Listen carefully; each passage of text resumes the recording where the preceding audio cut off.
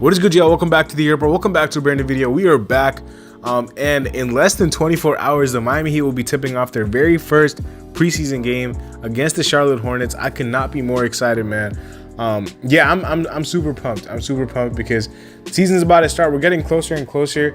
Today was actually the scrimmage game between the red, white, and pink teams.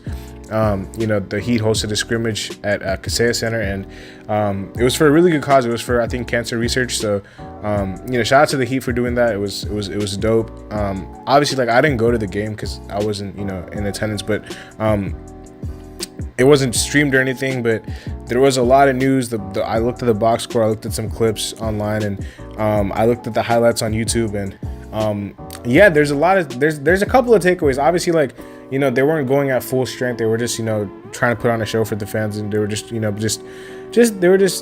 around for the first quarter, especially the starters. I think Jimmy was shooting all left-handed shots, and like Hero was just shooting from 30 feet every time. Like, it wasn't the most serious game, but a couple of players really did stand out, especially players, coming off the bench. Players like Cole Swider, players like Champagny, who I don't think a lot of people are familiar with, but he had 20 points, and there were some guys who I think, especially Cole Swider, man. But we'll get right into it. We'll get into Cole Swider. We'll get into my preseason preview. We'll get into all that good stuff. So make sure y'all drop a like, subscribe, and comment down below your thoughts. Again, on the road to 3K, we are, grinding. We're putting out videos for you guys, 3 to 4 times a week. So you guys do not want to miss a single video on my channel. Turn on those post notifications, and join the Discord. Join the Discord in the description, in the pinned comment. I'm thinking of doing some type of thing on my Discord where we have people who are just in the voice channels just watching the game together. Like that'd just be kind of cool. Or just chopping it up about the Heat in the text channels. Like, it's just a nice space for you guys to just talk and chill and just chop it up with fellow Heat fans. So yeah, just join the Discord. Just takes one click. And if you guys have any questions in the comment section below about anything, leave those down because I'm doing a Q&A video pretty soon. So yeah, let's get right into it. So Cole Swider is the first person I want to talk about because he was hooping. He had, I think, 24 points or 26 points or something like that. And I'm not gonna lie, bro, like I really think we got somebody there. I know it's just one scrimmage game, like it hasn't even been a preseason game.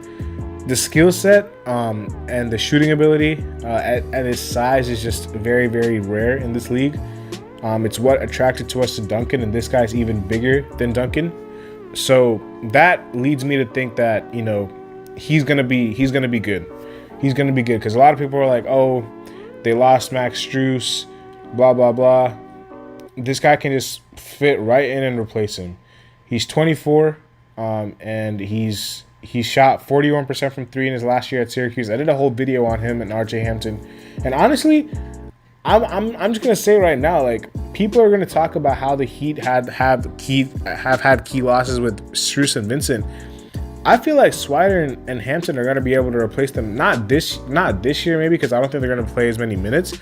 Because the Heat are a very deep team this year. They're deeper than they were last year. But next year or the year after that, do not be surprised if what Strus and Vincent were doing, in their 3rd or 4th year with the team, Swider or RJ Hampton could be doing that in 2 or 3 years' time too. Which is why I'm saying these players are replaceable. They're not. It's not the end of the world if we lose some people like that. Strus was a really good shooter. He was inconsistent, but he was a good shooter for us, and we just replaced him right then and there with a bigger shooter in Swider. And I think Swider might even be better than Strus, which is a crazy thing to say because Strus just got paid $64 million. But Swider is bigger. He's 6'9". His wingspan is longer. He can just get his shot off a lot easier, which is why if you're a bigger shooter, which is why I always prefer Duncan over Strus. Even though Duncan had his moments where he struggled, Duncan was still, when he was on, bro, like, Strus's best was not even close to Duncan's, because Duncan's best was like top of the league behind Steph, and that's it. Maybe Clay, yeah, Clay and Steph, that's it. Duncan was number 3. He was right there. So that's what I'm saying with size and everything. Like, I don't think Strus and Vincent are gonna be as big of losses as people think they might be. With Vincent, we brought in Josh Richardson to, you know, take over some of those point guard reps and some of those ball handling duties. And honestly, I don't think Vincent's gonna be a big loss either. You know, RJ Hampton, again, I think in a couple years time, whatever Vincent was doing with us, I'm not trying to discredit either one of them, because I think they played some good roles for us in the finals, in the playoffs. Not in the finals, in the playoffs. But I just feel like a lot of these guys are just very replaceable, man. Especially in a system like the Heat's, where they can just find somebody and just plug them in. Like, it's not the end of the world if they lose somebody. Like, people didn't even know who these people were, and now everybody wants to talk about how key losses they were. Like, cut it out. Like, it's not that big of a deal. I saw, you know, people have been projecting us to be the 7 seed, 8 seed. I just don't see it. This team is literally better than it was last season. The you know, aura of this team right now is negative because we did not get Dame, but if you just look at the roster and compare it to what we had last year, it's better. So that's a plus.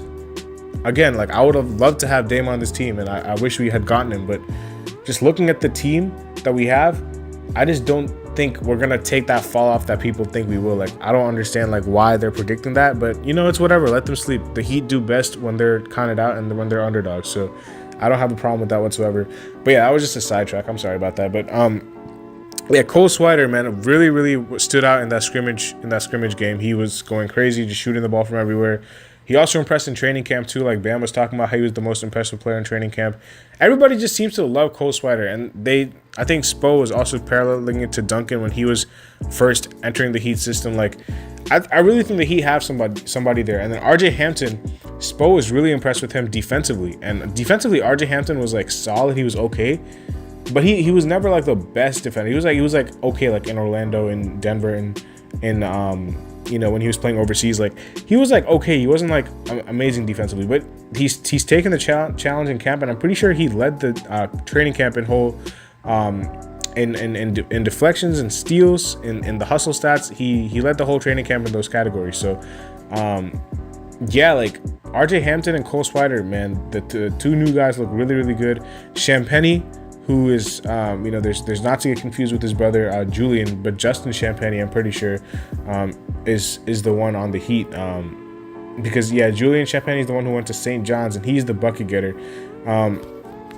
Justin Champagnie still did have 20 points though, and him and his brother both can score the ball really well. You know, I think his brother has gotten more playing time so far, you know, because he's playing with the Spurs. Like, you know, obviously, like, no disrespect to his brother, but he's playing on a pretty bad team, which is why he's getting a lot more playing time.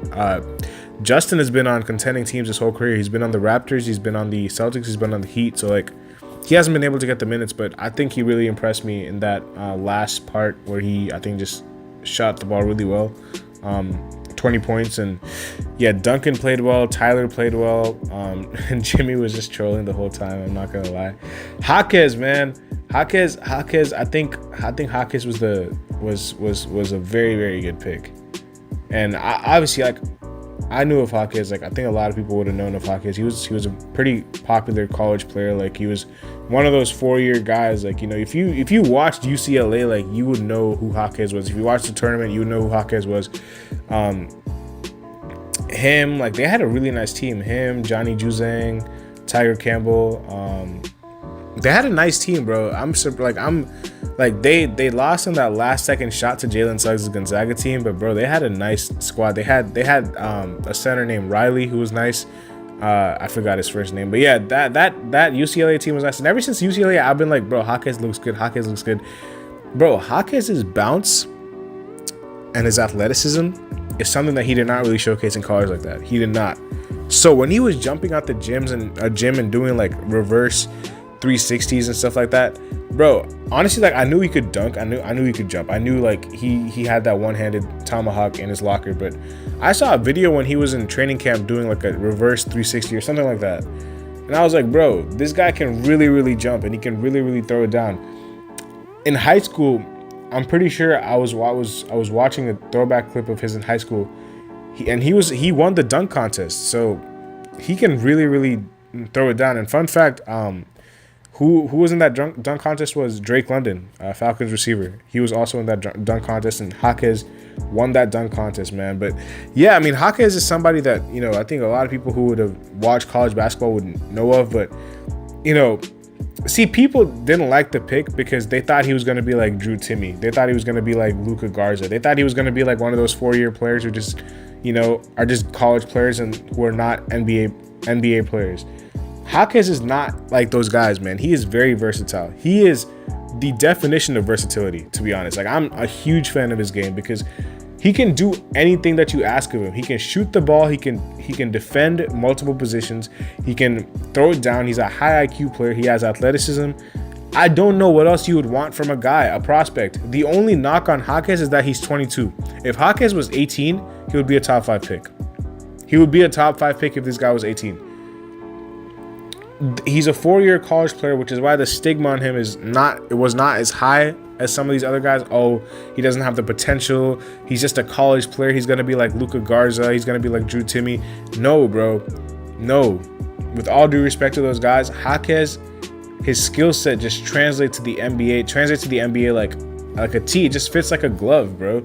He can do anything that's necessary. And on this Heat team, like, I'm so excited. I might be even more excited about him than about Jovic. I think Jovic has the higher potential, the higher ceiling. But as far as day one readiness, Jaquez is going to be there. He's going to help us day one. Jovic, on the other hand, is more of like a developmental piece. I feel like Jovic will be ready, but Jovic is going to be spotting up mostly. I don't think Jovic is going to be able to handle the ball like he, you know, wants to. Jaquez is going to cut to the rim. He's going to go backdoor. He's going to do a lot of things that he's capable of doing day one because he's going to have the opportunity to do. He's a better player off the ball as far as cutting, moving, defending, especially staying on the court. He's going to be able to stay on the floor because of his defensive ability. Like, Jovic is not the best defender. I'm not trying to compare the two at all. I'm just trying to say, you know, a lot of people are talking about Jovic.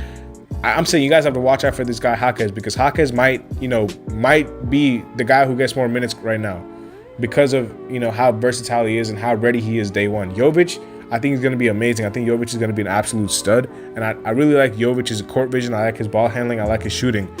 But I don't think it's going to be able to showcase his ball handling and playmaking in a team that has Jimmy Butler and Kyle Lowry and Tyler Hero and Bam Adebayo playing majority minutes. It's just not going to happen. All 4 of those guys handle the ball a ton. Jovic is going to have to do some off-the-ball work, which is going to be spotting up. He's going to have to spot up, which is he's more than capable of spotting up, but it's not, you know, you're not utilizing him to the full, to his fullest of abilities when he's just spotting up. So I'm interested to see how Spo plays this because Jovic could really, really be a factor to this team with his playmaking and with his versatility because he's versatile as well. Jovic is a 6'11" point guard. You know, he's that's what he is basically. So both Jovic and Jaquez are super intriguing. Honestly, like, people won't expect much of them because they're rookies. Jovic is basically a rookie. Like, he did not play last year that much. But I feel like they could both impact, especially Jaquez. Like, that's why I'm stressing Jaquez because Jaquez, I think, could impact game one. I feel like he could, you know, have a double-double. Like, that's just how impactful I think he could be. He's just a winner. Jaquez is just a winning player. And then Jovic, I think, is going to be a very unique player. Like, he's somebody who we don't really have anybody on this team who can do what he does at his size. At 6'11", bring the ball up, pull up from 3, you know, throw, you know, bounce passes, no look passes, lobs. Like, the first play of the scrimmage, he threw a lob to Thomas Bryant when he brought the ball up the floor. Like, Jovic is extremely versatile, extremely versatile, man. And I feel like these 2 guys are going to have a big part to play for this team this season. Extremely big. Hero, man, Tyler Hero. I get it. It was the scrimmage game, but he looked really good. I think he had 17 points in like the first quarter. Like, he was going crazy. And yeah, granted, most of those were just, you know, pull up.